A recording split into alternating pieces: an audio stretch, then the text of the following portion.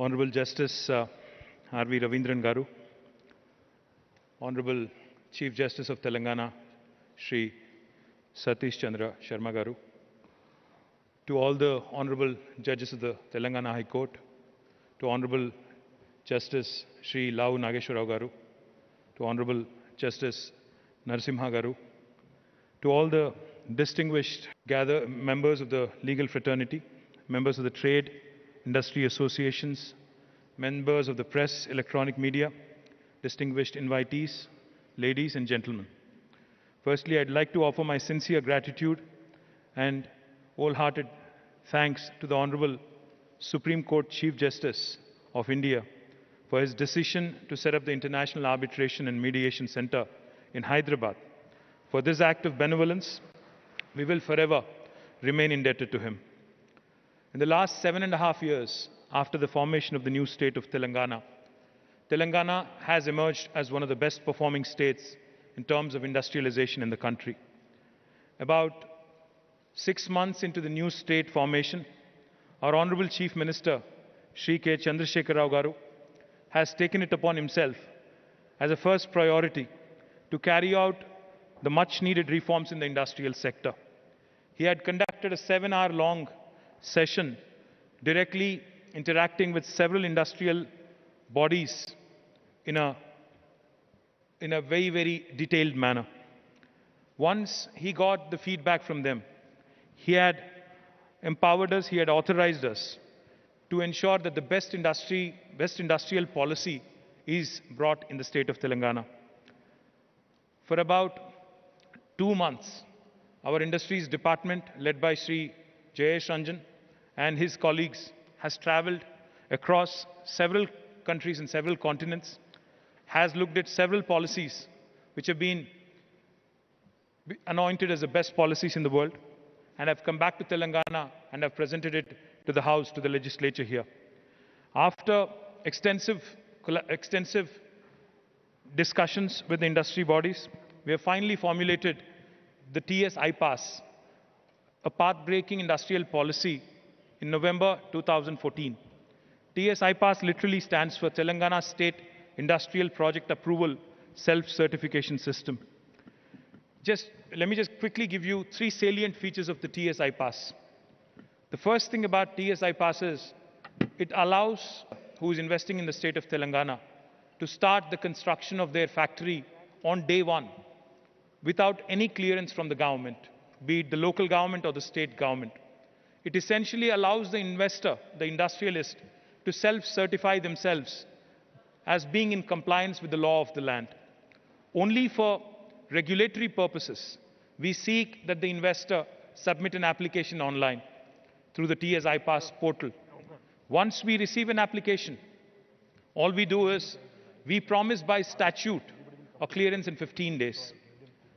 Now you might say, we have heard this before, the single window, but the joke in India is that while every government promises single window clearance, there are always multiple windows behind that one single window. How is Telangana any different? Telangana is different because if we do not deliver on the 15-day promise, on the 16th day, it's a deemed approval backed by statute, backed by legislation. And also, from the 16th day, the Act empowers us to penalize our bureaucracy, including even an Indian Administrative Service officer, to a sum of rupees 1,000 per day if they are held responsible for holding up a clearance. Now, this is something that you will not hear from any state in India. In fact, when I was in the United States a few years ago, I was explaining this model to the KPMG chairman that I had met. And when I mentioned to him that no state in India offers you this kind of facility, he smiled at me and he said, no state in the United States also offers you this kind of facility. So that is the kind of policy the government of Telangana has been able to come out with, which has really catapulted us to the top of the league on the ease of doing business rankings given by Government of India and the World Bank together. For those of you who are wondering, this sounds too good to be true, does it actually work? Let me assure you, I've been the Industries Minister, Minister for Information Technology for the last 7.5 years. Let me assure you that we have given more than 17,500 clearances so far in less than 15 days in the last 7 years. We have been able to attract more than 2,30,000 crores of rupees as investment, and we've also been able to create employment opportunities to more than 1.6 million people, 16 lakh people directly, and at least twice that number indirectly. So this policy not only is good on paper, but it actually works. But the industrial growth and the opportunities for one to invest in India, while they are very attractive, as part of our travel, as part of our efforts to mobilize investments into the state, we meet number of people, number of investors, number of prospective potential clients. The one question that we get asked all the time, while ease of entry is important, how easy is it for us to exit in case there is a problem? Now that is a huge challenge. We focus only on ease of doing business, but what's equally important also is to focus on reducing the cost of doing business, improving the quality of doing business. The focus and the obsession with ease of doing business, of course, is great, but I think it's time for us as a country, time for us as a nation to also look at lowering the cost of doing business. And I think that's exactly where the International Arbitration and Mediation Center that has been conceptualized and now being launched today in Hyderabad is a welcome move from the industry side. The most fundamental logic, as I was pointing out, behind the TSI policy also was that the government implicitly is laying a lot of faith in the investor who are making a lifelong decision to invest in the state of Telangana. Now, if we are also able to give the confidence to the investors that not only will you have an ease of entry, but also in case of a dispute, in case of a problem, you will also be able to exit this situation very quickly. I think it will also help India attract a lot of business. I'm happy that the center will start functioning from the 18th of this month. My request to the CEO and the entire team of office bearers of this center is that you should start popularizing, you should start talking more about the center and its activities, and you should start engaging with the local ecosystem. You should start talking to CII, you should start talking to the federations, industry bodies such as FETAPSI, FICCI, and NASSCOM, HICC, and several others.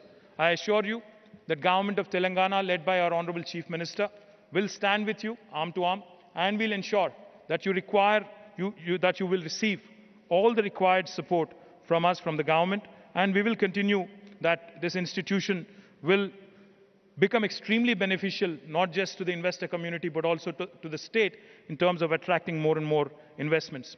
But I'm also conscious of one very important thing. As was pointed out by Honorable Chief Justice of India in the morning, the center can also help, and as also was pointed out by Justice Nageshwar Rao Garu, the center also can be extremely beneficial to the MSME sector. In fact, as a Minister for Industries, I keep repeating this, I keep saying this.